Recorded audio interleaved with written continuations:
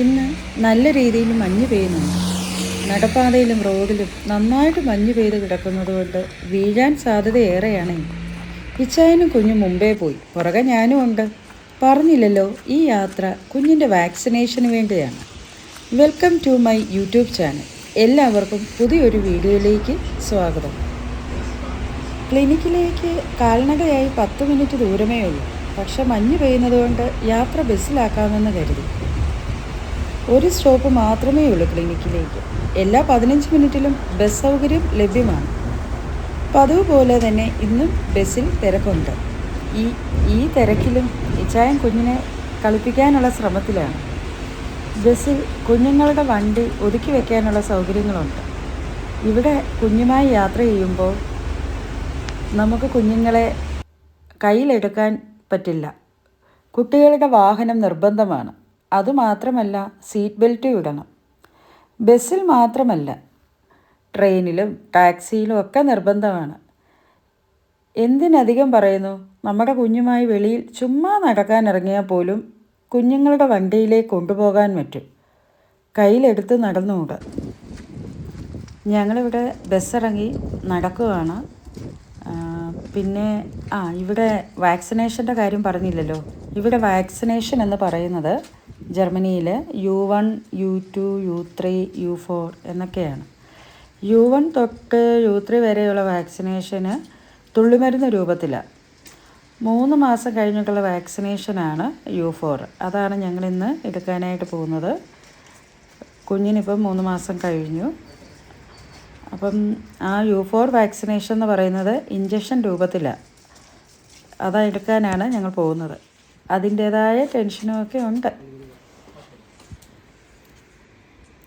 ഇപ്പോൾ ഇതാ ക്ലിനിക്ക് എത്തി.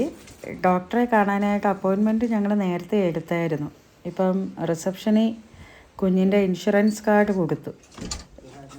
ഇവിടെ ഇൻഷുറൻസ് കാർഡാണ് കൊടുക്കുന്നത്, കുഞ്ഞുങ്ങൾക്കാണെങ്കിലും നമുക്കാണെങ്കിലും. എന്നിട്ടിപ്പം ഇനി വെയിറ്റിംഗ് റൂമിലേക്ക് പോവുകയാണ്. വെയിറ്റിംഗ് റൂമിൽ ഇരുന്നതിന് ശേഷം ഡോക്ടർ വിളിക്കും ഞങ്ങളെ. ഇപ്പം വെയിറ്റിംഗ് റൂമിൽ ഇരിക്കുകയാണ്. ഡോക്ടർ വിളിച്ചതിന് ശേഷം നമുക്ക് അങ്ങോട്ട് പോകാം. ഓരോരോ മുറിയിലാണ്. ഇപ്പം അതിനായിട്ട് വെയിറ്റ് ചെയ്യുകയാണ്. ഇവിടെ പുറത്തും നല്ല മഞ്ഞുണ്ട് കേട്ടോ.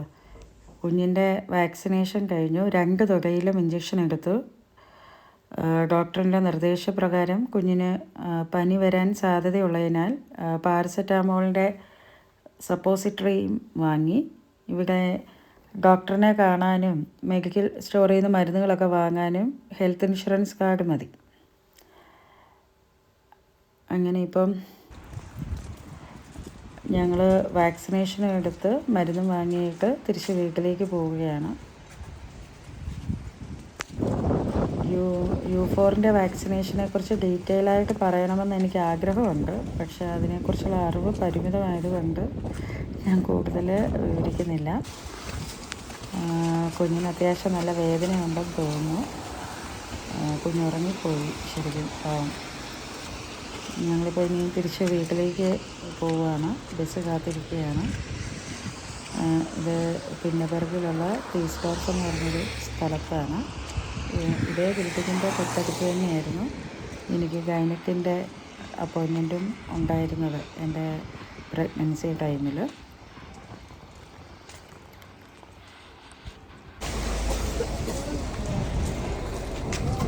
ബസ് വന്നു.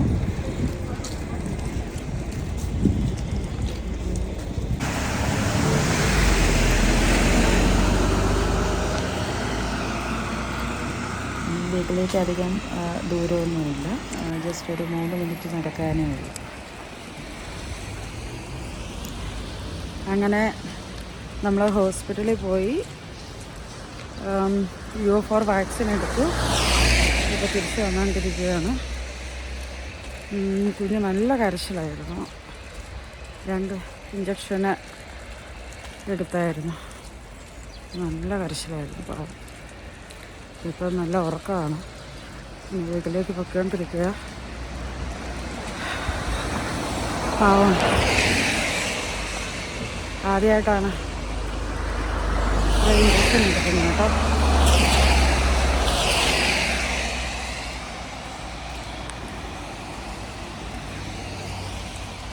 അപ്പം ഇത്രയേ ഉള്ളൂ. ഇനി വീട്ടിലേക്ക് പോവുക. U4 വാക്സിനാണ് എടുത്തത്. U1, U2, U3 നമ്മൾ ഓൾറെഡി എടുത്തായിരുന്നു. അപ്പോൾ U4 വാക്സിൻ്റെ ഡീറ്റെയിലാണ് ഞാൻ പറഞ്ഞത്. ഇനി അടുത്തൊരു വീഡിയോ ആയിട്ട് നമുക്ക് ഉടനെ തന്നെ കാണാം. ബായ്. നിങ്ങൾക്ക് വീഡിയോ ഇഷ്ടമായെങ്കിൽ ലൈക്ക് ചെയ്യാനും കമൻറ്റ് ചെയ്യാനും സബ്സ്ക്രൈബ് ചെയ്യാനും മറക്കല്ലേ എന്ന് സ്നേഹപൂർവ്വം ജർമ്മൻ ലൈഫ് സ്റ്റോറി.